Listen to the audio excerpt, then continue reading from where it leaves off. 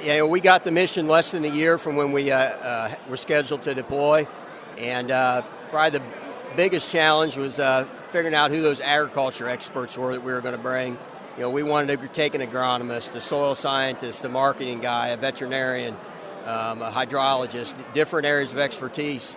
And so we went out, and the reason the National Guard has this mission is because we have citizen soldiers that have those civilian jobs that they bring to the table as soldiers. And since this is the first ADT that we've done, out of the 10,000 soldiers in the Illinois Army National Guard, it's pretty easy to put together a group of just really excellent soldiers that also had real strong ag backgrounds.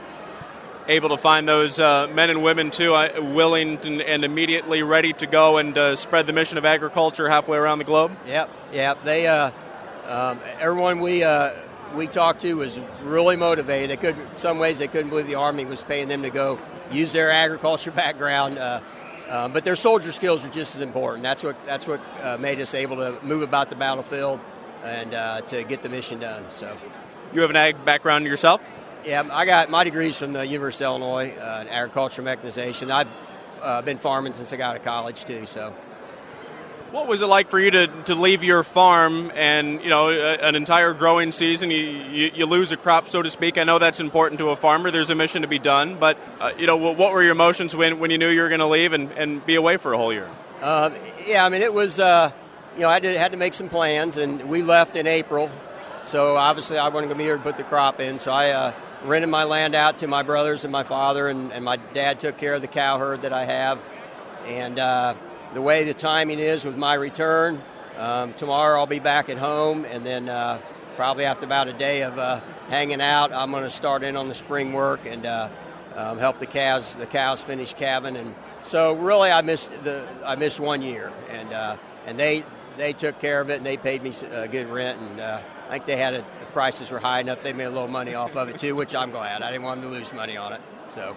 They keep you up to date about this spring. You really don't get the chance to plant any corn. They might be finished. Yeah, sounds like a lot of people waited because of insurance dates and stuff like that. But, yeah, I couldn't believe it. I got on the internet over there in Afghanistan, checked the soil temperature, and I think it was already up to 70 still back in March. So, pretty amazing. Farmers check weather no matter where they're at. Yeah, absolutely. Yeah.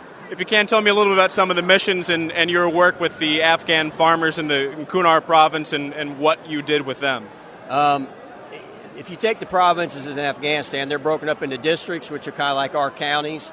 And they have a Department of Agriculture in the Kunar province, and they have extension agents out in all the counties. And it's kind of structured similar to how it is in the United States.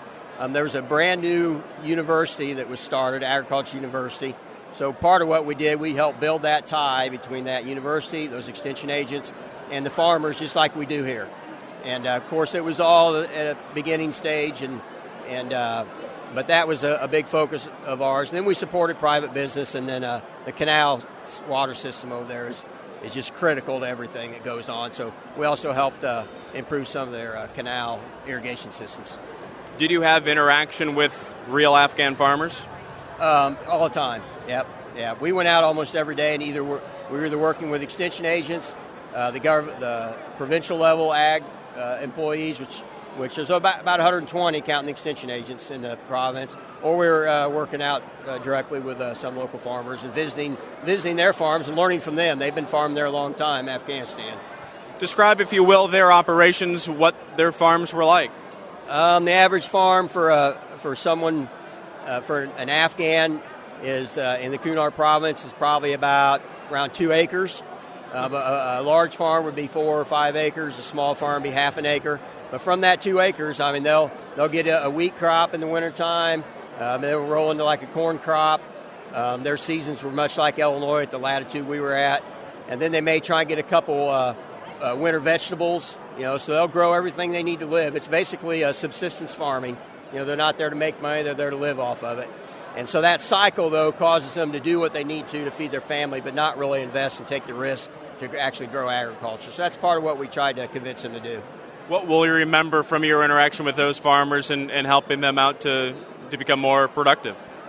Farming is, I'll remember that farming is kind of a universal language. No matter where you're from and what your ethnicity is or your race.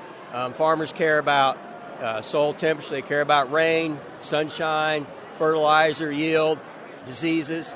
And you can sit there and talk about all those things to those farmers, just like you can go to the coffee shop and talk to farmers right here in Illinois. It's a universal language. You're dependent on God to provide all those things, and so it was pretty. They always welcomed us with open arms as we came in.